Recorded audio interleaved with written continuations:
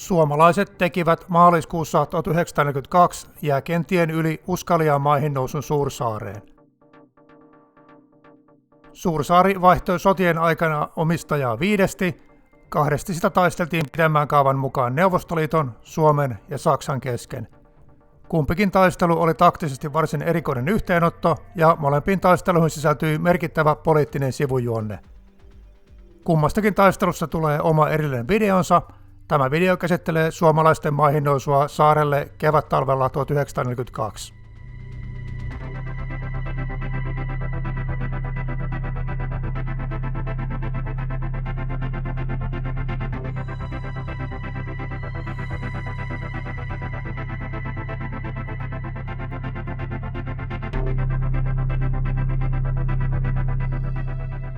Suursaari on pinta-alaltaan suurin Suomenlahden ulkosaari. Se sijaitsee keskellä merta, kätevästi Leningradiin, Viipuriin ja Kotkaan johtavien meriväylien varrella. Kallioperäinen saari on kuin tehty linnoitettavaksi. Se on varsin iso ja siellä on kohtuullisen korkeita mäkiä, joista voi valvoa meriliikennettä. Lisäksi saaressa on useampi järvi, eli se on juomaveden suhteen omavarainen. Suomenlahden ulkosaarilla on aikojen alusta ollut suomalaisperäistä asutusta, joten Tarton rauhansopimuksessa 1920 Neuvosto-Venäjä taipui pitkin hampain siihen, että saari jää suomalaisille. Talvisodassa suomalaiset evakuoivat saaren väestön ja joulukuussa Neuvostoliiton massiivinen taisteluosasto valtasi tyhjän saaren. Sodan päätteeksi Suursaari jäi Neuvostoliiton hallintaan. Jatkosodassa Neuvostoliitto käytti saarta eteentyönnettynä tukikohtana ja toimitti sen kautta huoltoa Baltiaan ja saarettuun Hangon tukikohtaan. Saksalaisten nopea eteneminen itään pakotti Neuvostoliiton miettimään Suomenlahden tilanteen uusiksi. Menetettyään otteensa Baltiasta, Hangon ja Suursaaren huoltaminen kävi vaikeaksi. Joulukuussa 1941 venäläiset evakuoivat Hangon ja ennen vuodenvaihdetta poistuvat omatoimisesti myös Suursaaresta. Kun suomalaiset hamaitsivat saaren tyhjäksi, niin sinne lähetettiin haltuunotto-osasto.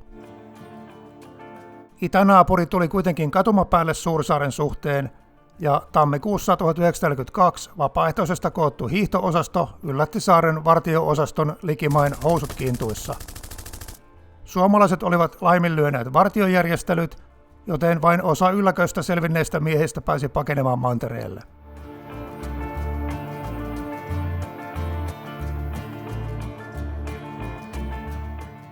Suursaari oli niin tärkeä, että sitä ei kerta kaikkiaan voinut jättää vihollisen haltuun. Se tarjosi punalaivastolle eteen työnnetyn tukikohdan, jonka suojista pystyisivät ulottamaan operaationsa syvälle Suomenlahdelle. Suomalaisten ja saksalaisten välillä oli ollut erimielisyyksiä sodankäynnin tavoitteista, ja ylipäällikkö Mannerheim totesi, että operaatio on poliittisesti niin tärkeä, että puuttui aktiivisesti asiaan. Hän määräsi operaation johtoon luottomiehensä kenraalimajuri Arne Pajarin. Saksalaiset ehdottivat yhteistä maihinnousua keväällä, mutta suomalaiset päättivät hyökätä jään yli jo talvella. Perustelut olivat varsin yksinkertaiset. Viholliselle ei jäisi aikaa linnoittaa asemiaan, ja suomalaiset olivat hiihtosodankäynnin konkareita.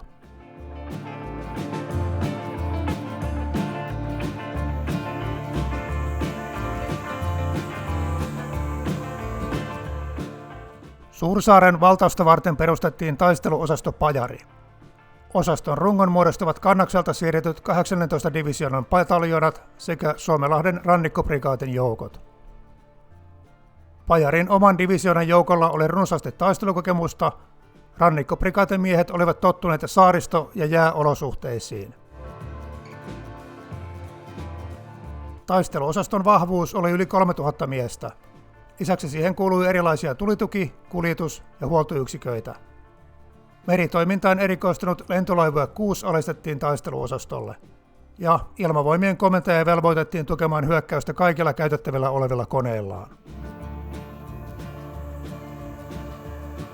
Hyökkäysvalmistelut alkoivat todenteolla maaliskuun alussa, kun Pajari saapui Kotkaan.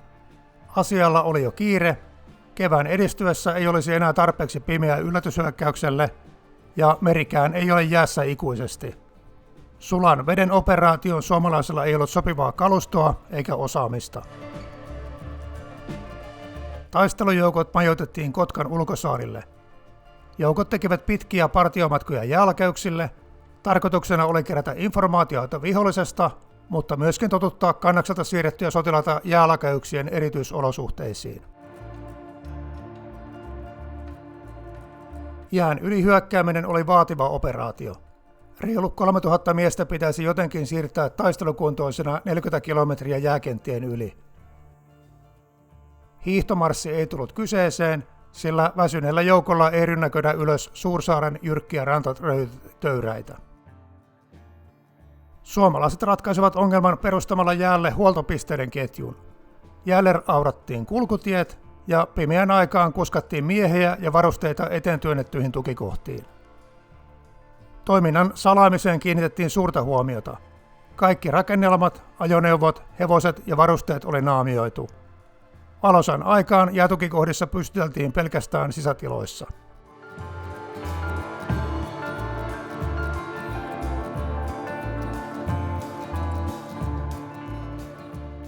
Saaren vahvistaminen ja huoltaminen jääläkeyksien yli ei ollut helppoa venäläisillekään. Suomalaisten partiot ja ilmavoimat tuottivat huoltokolonille isoja tappioita, joten venäläiset joutuivat huoltamaan saarta pääasiassa ilmapudotuksin. Tiedustelutietojen mukaan Neuvostoliitolla oli Suursaaressa noin 500 miestä, mutta ei konekiväärejä ja suorasuuntaustykkiä raskaampaa aseistusta. Venäläiset olivat rakentaneet niemenkärkiin korsuja ja muutaman mittavan piikkilankaesteen.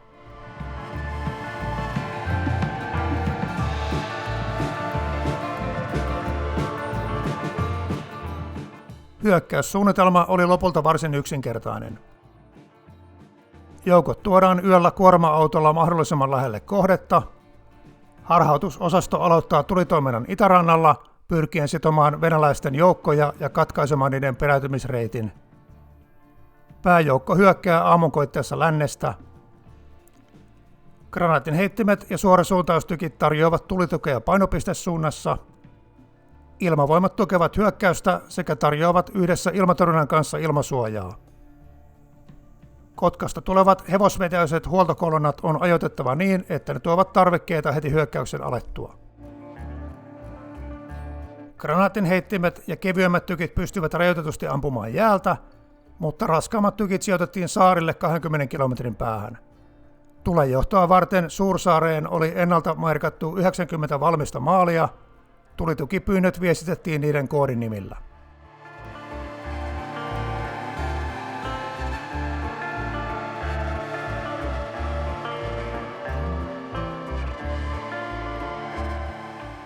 Joukot siirtyivät illalla hyökkäysasemiin ja aamuyöllä tykistö avasi tuleen. Hämärä ja lumipyry salasivat lähestymisen. Suomalaiset kärkijoukot pääsivät tunkeutumaan monessa kohtaa rantaan ennen kuin venäläiset heräsivät toimintaan. Syntyi sekavia kahakoita, mutta suomalaiset saivat vallattua tärkeän purjekallion.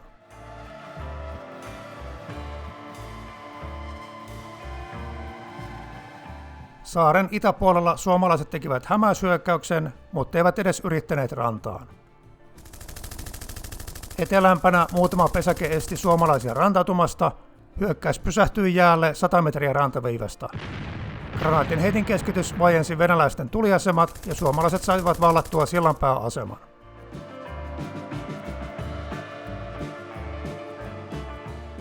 Saaren eteläkärkeen tunkeutuminen onnistui ilman vastusta, mutta muutama konekiväri esti pääsemästä pidemmälle. Tälläkin kertaa KRH:n keskitys avasi tien saaren sisäosiin. Pieni venäläisten joukko vetääntyi muutamaan korsuun ja suomalaisten eteneminen pysähtyi. Sitkeä taistelu päättyi, kun hyökkäjät räjäyttivät korsun kasapanoksella. Tämän jälkeen saaren eteläpääty oli majakkaa lukuun ottamatta suomalaisten hallussa. Mäkipäällys oli tärkeä kohde, koska vihollisen tulenjohto pystyi sieltä käsin tarkkailemaan suomalaisia. Suursaarelainen opas tiesi huomaamattoman polun kallion huipulle ja iskujoukko karkotti venäläiset nopeasti. Aamun kirkastuessa itärannan sitovat joukot vedettiin kauemmaksi jäälle suorittamaan saarastustehtävää. Suomalaiset toivat tasaisena virtana lisää joukkoja maihin ja laajensivat sillanpääasemiaan.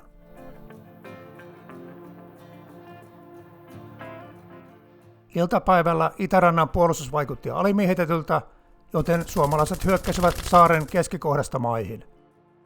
Samoihin aikoihin vallattiin myös Suurkylä. Suomalaiset jatkoivat aggressiivista hyökkäystoimintaa koko päivän granaatinheittimien, suorasuuntaustykkien ja pommikoneiden tukemana. Iltaan mennessä saari oli likimain vallattu. Pääosa eristykseen jääneistä venäläisistä hyödynsi pimeyttä vetäytyäkseen omiensa luokse Lavansaareen. Suomalaisten varmistusketju jäällä oli niin harva ja väsynyt, että moni pääsi livahtamaan turvaan. Seuraavana päivänä tuhottiin viimeiset vastarintapesäkkeet. Viimeisimpänä vallattiin Lounatrivin majakka. Kun piiritetyt venäläiset eivät antautuneet, niin paikalle tuotu suorasuuntaustykki ampui majakan tornin palasiksi ylhäältä alas. Ulos pakotetut puolustajat tuhottiin viimeiseen mieheen.